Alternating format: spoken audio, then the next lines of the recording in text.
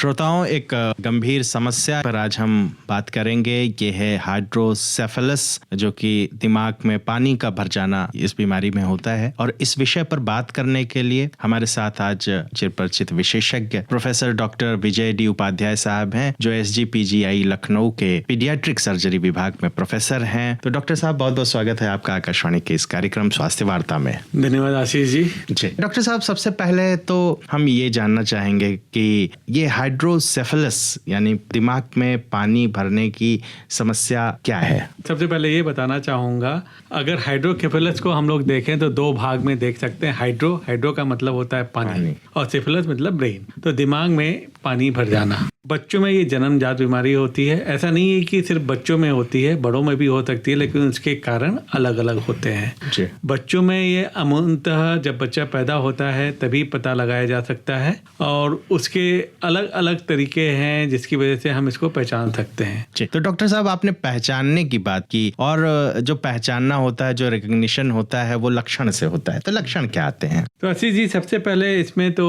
अमूमतः बच्चे का सिर बाकी बच्चों के सिर की अपेक्षा बड़ा दिखाई देगा, जो कि एकदम जन्म के समय नहीं, थोड़े दिनों बाद हो सकता है, 1 महीने बाद या 3 हफ्ते बाद, या हो सकता है कि ये जन्म पे ही बड़ा हो। लेकिन सबसे पहली बात है कि हमको ये पहचानना होगा ये बीमारी के कारण है या कोई दूसरा कारण है, क्योंकि कुछ ऐसी परिस्थितियां भी होती हैं जिसमें सिर बड़ा होता है नॉर्मल बच्चों से। जैसे एक बीमारी होती है एक्रेंडोप्लेजिया, उसमें भी सिर बड़ा होता है लेकिन पानी नहीं भरा होता। कुछ जेनेटिक रेसेस होती हैं जिसमें भी ये सिर बाकी नॉर्मल बच्चों के सिर से बड़ा होता है। तीसरा, कुछ इंडिया में भी रेसेस हैं जिसमें उनका सिर बड़ा होता है। तो पहले ये पहचानना होता है कि सिर में जो बढ़ा हुआ है वो पानी भरने की वजह से बढ़ा है या ये कंस्टिट्यूशनल है, उस प्रजाति या उस रेस का अपना गुण है, या रेस का होता है किसी का सिर। जैसे कुछ हद तक सरदार लोगों का सिर थोड़ा सा नॉर्मल उनसे बड़ा रहता है। तो अमूमतः जो बच्चा पैदा होता है उसका सिर का सर्कमफ्रेंस जो बोलते हैं माप, वो करीब करीब 34 से 36 सेंटीमीटर होता है।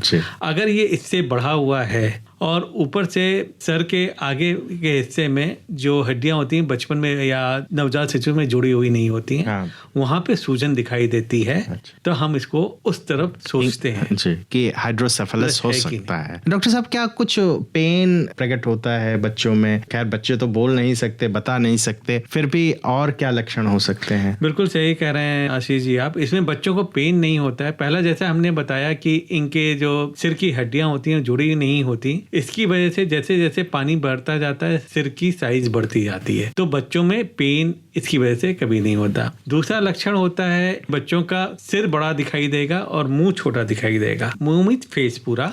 तीसरा, जहाँ पे हड्डियां आपस में आगे आगे जुड़नी है, फोंटेनल बोलते हैं, वो सिर के आगे और सिर के पीछे होता है। अमूमतः ये 1 से 1.5 साल की उम्र में भर जाता है, लेकिन इन बच्चों में ये भरता नहीं है। तो पहली चीज हो गई कि सिर बड़ा दिख रहा है। अगर वो किसी डॉक्टर के पास जाएंगे, नॉर्मली ये सिर का जो सर्कमफ्रेंस होता है वो 35 से 37 सेंटीमीटर तक होता है। अगर ये 40-42 सेंटीमीटर है तो हम लोग इसको सोचते हैं। अगर बहुत देर हो जाती है, मतलब इलाज ठीक से नहीं हुआ, 7 महीने पे बच्चा डॉक्टर के पास आ रहा है, तो उसकी आंखों का ऊपरी जो सफेदपन होता है वो दिखना ज्यादा शुरू हो जाता है, पुतली नीचे चली जाती है। क्योंकि सिर पे पानी बढ़ता है तो प्रेशर डालता है और वो आंखों के आईबॉल जो अंदर ब्रेन में होती है उस पर दबाता है, जिसकी वजह से उसका जो पुतली है वो नीचे की तरफ जाती है, ऊपर की सिर्फ सफेद सफेद चीजें दिखाई देती है। तो ये एक तरीका होता है पहचानने का। और लेट हो जाता है तो बच्चा उल्टी या इरिटेबिलिटी के साथ आ सकता है। डॉक्टर साहब, कोई भी रोग होता है तो कहीं ना कोई कारण जरूर होता है। तो अब तक के शोध में क्या पता चला कि ये पानी की बढ़ता क्यों है और इसके पीछे का कारण क्या है? अगर आप थोड़ा सा इसके गहराई में जाएं तो जब भी कहीं पे भी कोई चीज बढ़ना है तो 2 चीज होती है, या तो उसका प्रोडक्शन बढ़ जाए या उसका एब्जॉर्प्शन, उसका निकलना कम हो जाए। तो ये 2 कारण होते हैं। तो बच्चों में जो ये जन्मजात बीमारी होती है, इसमें एक पानी जो भी बनता है सिर में, उसको रीढ़ की हड्डी तक जाने का एक रास्ता होता है जो डिफरेंट 3-4 चीजों नलियों से निकलता है। इसमें अगर हम लोग ब्रेन की बात करें, उसमें 4 वेंट्रिकल होते हैं, अलग अलग जगह होती है जहाँ पे पानी इकट्ठा, जैसे हार्ट में वेंट्रिकल्स होते हैं, वैसे वेंट्रिकल होते हैं। वो धीरे धीरे धीरे एक नली के द्वारा, जिसको एक्वेडक्ट ऑफ सिल्वियस होता है, 2 को बीच में जोड़ता है। 2 कैविटी को बीच में जोड़ता है वो जो पाइप है वो ब्लॉक हो जाता है। अच्छा। इसकी वजह से अधिकतर जो नवजात शिशु होते हैं इनमें ये लक्षण पैदा होता है। दूसरा है कि कोई इन्फेक्शन हो जाए जिसके कारण से प्रोडक्शन बढ़ जाए, या कोई ट्यूमर हो जाए जिसकी वजह से प्रोडक्शन बढ़ जाए, या कुछ ऐसा हो जाए इन्फेक्शन जिसकी वजह से एब्जॉर्प्शन कम हो जाए। तो ये सब कारण होते हैं बच्चों में दिमाग में पानी बढ़ने। डॉक्टर साहब, जैसे कि जो ब्रेन का जो फ्लूइड है वो बढ़ रहा है ब्रेन में, तो दबाव भी डालता होगा अलग अलग हिस्सों पर, तो क्या इस पर भी कुछ प्रभाव पड़ता है बच्चों का? आशीष जी, हमने पहले आपको बताया कि बच्चों में वो हड्डियां जुड़ी हुई नहीं होती हैं। अच्छा। इसलिए साइज बढ़ता जाता है, प्रेशर उतना ज्यादा नहीं बढ़ता कि कोई और अंगों के कंट्रोल सेंटर पे वो इफेक्ट करे। हाँ, लेकिन एक लिमिट के बाद वो प्रेशर इतना बढ़ जाएगा कि उस पे करने लगेगा, इफेक्ट करना लगेगा। जब उपचार की अब हम बात करें, सबसे पहले तो पहचान कैसे होती है? क्या कुछ डायग्नोस्टिक टेक्निक्स हैं, ब्लड की जांच है या एक्सरे, सीटी, इस तरह की जांचें हैं? तो आशीष जी, इसमें बहुत ही सिंपल डायग्नोसिस होती है, मतलब पहचान सकते हैं। पहला तो जो लक्षण मैंने बता दिए। दूसरा, जो नवजात शिशु होते हैं उसमें हड्डी के बीच में, जैसा आपको बताया, जुड़ी नहीं होती, तो वहां से हम सिंपल अल्ट्रासाउंड करके बड़े आराम से बता सकते हैं कि इसमें हाइड्रोकेफेलस है कि नहीं है। अमूनतः केवल हाइड्रोकेफेलस पे ये चीज पता चल जाती है। लेकिन अगर हमें इसका उपचार करना हो तो फर्दर हमें सीटी स्कैन और एमआरआई की जरूरत पड़ती है कि कौन सा इलाज कैसे करना है, उस पर डिपेंड करता है जी। तो जब इसकी पहचान हो जाती है कि पानी भर रहा है या पानी की जो वॉल्यूम है वो अधिक हो गया है, इसके बाद क्या उपचार आप करते हैं, क्या प्रोटोकॉल्स हैं?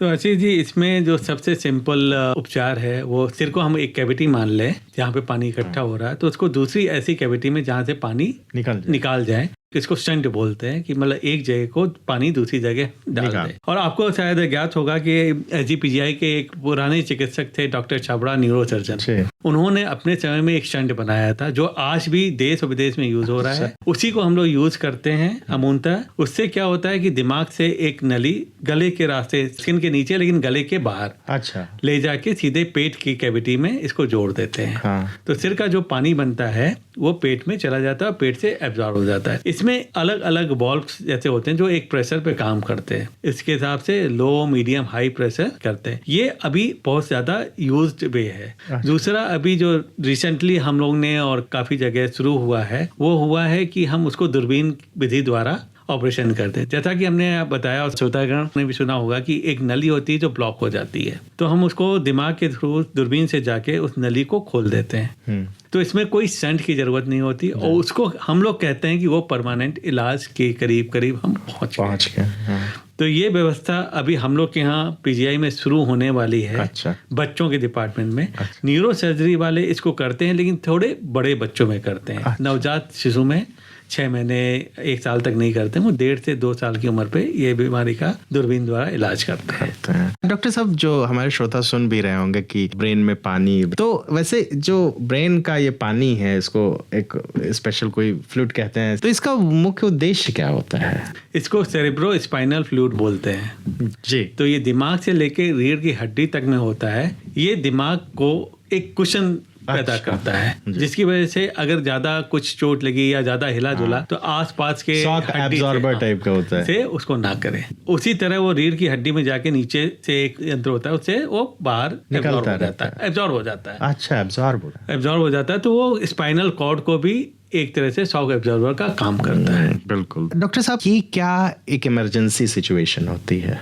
आशीष जी, इसको इमरजेंसी नहीं कहेंगे हम लोग। फिर उसी बात को दोहराऊंगा, क्योंकि बच्चों में हड्डी पूरी जुड़ी नहीं होती है, तो धीरे धीरे साइज बढ़ती है। लेकिन हाँ, इसका इलाज ऑपरेशन ही होता है और कोई इलाज नहीं है। जी। आपने इन्फेक्शन की भी बात की थी, और जापानी इनकेफेलाइटिस जैसे इन्फेक्शंस हम लोगों ने रिसेंट ईयर्स में काफी सुने हैं। तो क्या इस तरह के इन्फेक्शंस या अन्य इन्फेक्शंस से भी ये ट्रिगर कर सकता है? ये जापानीज इंसेफेलाइटिस और ये जो वायरल इन्फेक्शन होते हैं उससे यूजुअली ये नहीं होता, लेकिन टीबी की बीमारी है। अच्छा। तो उसमें इन्फ्लेमेशन ज्यादा होता है, उसकी वजह से ये हो सकता है। जी। मैं ये नहीं कह रहा जापानीज इंसेफेलाइटिस से नहीं हो सकता, हो सकता है, लेकिन चांसेस कम होते हैं, क्योंकि उसमें अलग जगह पे डैमेज होता है। जी। सर, आप अपने जो अनुभव है, इस तरह के कितना आप मानते हैं कि पॉपुलेशन में कि इतने केसेस आते होंगे? आशीष, ये कहना बहुत मुश्किल है, लेकिन काफी मरीजों में ये पाया जाता है। क्योंकि हमारा जो डिपार्टमेंट है पीजीआई वाला, उसमें ऐसे मरीज हम लोग पहले कम ऑपरेट करते थे, अब ज्यादा करता तो उस तरह के मरीज हमारे पास कम आते हैं। लेकिन जहाँ से मैंने ट्रेनिंग ली है, जैसे बीएचयू है, वहाँ पे ये मरीज बहुत ज़्यादा आते हैं। तो हम लोग का महीने में कम से कम 10 से 12 पेशेंट इनके ऑपरेट करते थे। अच्छा, तो आप उससे अंदाज लगा सकते हैं कि एक सेंटर पे 10 से 12 मरीज एक महीने में, तो साल के करीब 100 मरीज बिल्कुल काफी है जी। डॉक्टर उपाध्याय जी, ये भी जानना चाहेंगे कि जो पानी निकलता रहता है तो वो क्या जीवन भर ऐसे बच्चों को यूज करना पड़ता है, ये जो पद्धति है? हाँ अजय जी, बहुत अच्छा क्वेश्चन पूछा है आपने। इसीलिए इसको क्या होता है कि जो भी स्टंट हम लोग डालते हैं तो एक कैविटी से दूसरी कैविटी में उसको स्टंट करते हैं ताकि वो बाहर न जाए। तो वो एक नली अंदर ही अंदर आ जाती है जो बाहर से नहीं दिखती है, लेकिन ये नली जिंदगी भर उनके में पड़ी रहेगी। इसीलिए हमने आपको बताया जो नई विधि आई है जिसको कि थर्ड वेंट्रिकुलोस्टमी कहते हैं, ETB, वो एक नई विधि है जिससे दिमाग के अंदर ही रास्ता खोल देते हैं। तो कोई भी एक्स्ट्रा बॉडी का कोई भी पार्ट नली या एक पाथवे नहीं बनाना पड़ता, इसको नॉर्मल पाथवे हम लोग मान सकते हैं जी। तो डॉक्टर साहब, जब एक बार इस तरह का ऑपरेशन हो जाता है या ड्रेनेज सिस्टम आप बना देते हैं, चाहे वो नली के माध्यम से, चाहे जो अभी आपने जो लेटेस्ट टेक्निक बताई कि ब्रेन में ही उसको ओपन कर दिया जाता है, तो क्या आगे चल के जब ये बच्चे बड़े हो जाते हैं, एडल्ट्स हो जाते हैं और भी उम्र हो जाती है, तो और कोई दिक्कतें या परेशानियां तो नहीं आती? आशीष जी, अमूमतः अगर हम माने तो एक बार ड्रेन कर दिया, ड्रेनेज अगर सही काम कर रहा है तो कोई परेशानी नहीं आती। लेकिन क्योंकि कोई एक बाहर का पार्ट बॉडी में लगाया गया है तो हमेशा इन्फेक्शन होने का चांस रहता है। जैसे जैसे इन्फेक्शन होता जाएगा वैसे वैसे दिमाग के ऊपर इन्फेक्शन का असर आता है, भले उतना ना हो तो धीरे धीरे कॉग्निटिव खतरा तो रहता है, जिसको कॉग्निटिव बोलते हैं, विचारधारा, सोचने समझने, इन सब की वो धीरे धीरे कम होती है। सर, हम अपने प्रोग्राम में सावधानी और बचाव की बात करते हैं, पर अभी आपके डिस्कशन से पता चला कि इसका तो उपचार ही ऑपरेशन है और उसको ड्रेन करना है, निकालना है। फिर भी क्या इससे बचा जा सकता है या बचाया जा सकता है?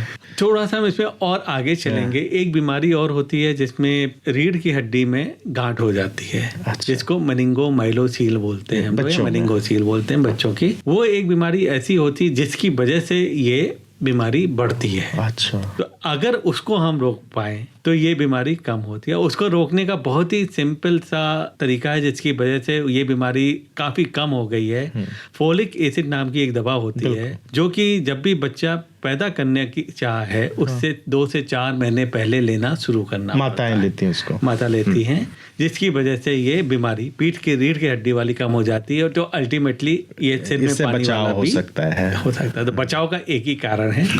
डॉक्टर साहब, चलते चलते हमारे श्रोताओं के लिए आपका कोई संदेश ओवरऑल हेल्थ पर भी, क्योंकि कल विश्व स्वास्थ्य दिवस भी है, वर्ल्ड हेल्थ डे है, तो एज ए डॉक्टर इतना लंबा देश विदेश का जो आपका अनुभव है उससे निचोड़ रूप से आप हमारे श्रोताओं के लिए क्या कहना चाहेंगे? मैं आज इसी विषय में कहना चाहूँगा कि हर परिवार जो बच्चा प्लान कर रहा है वो अपने डॉक्टर से स्वास्थ्य केंद्र पे मिलके फोलिक एसिड नाम की दवा अपने प्रेगनेंसी से 2 से 4 महीने पहले शुरू करे, ताकि कम से कम एक बीमारी जो कि बड़े आराम से बचाई जा सकती है, हम सभी उसको बचाएं और अपने देश को इससे मुक्त कर सकते हैं। बिल्कुल। और डॉक्टर साहब के इसी संदेश के साथ कि अपने राष्ट्र को हमें स्वस्थ बनाना है और स्वास्थ्य हर व्यक्ति से शुरू होता है, छोटी सी जानकारी, छोटी सी जागरूकता एक बड़े खतरे को टाल सकती है। प्रोफेसर विजय डी उपाध्याय जी हमारे स्टूडियो में थे और एक बहुत महत्वपूर्ण और बहुत ही एक खतरनाक भी इसको कह सकते हैं हाइड्रोसेफेलस नामक बीमारी पर इन्होंने विस्तार से चर्चा की। डॉक्टर साहब, आपका बहुत बहुत धन्यवाद।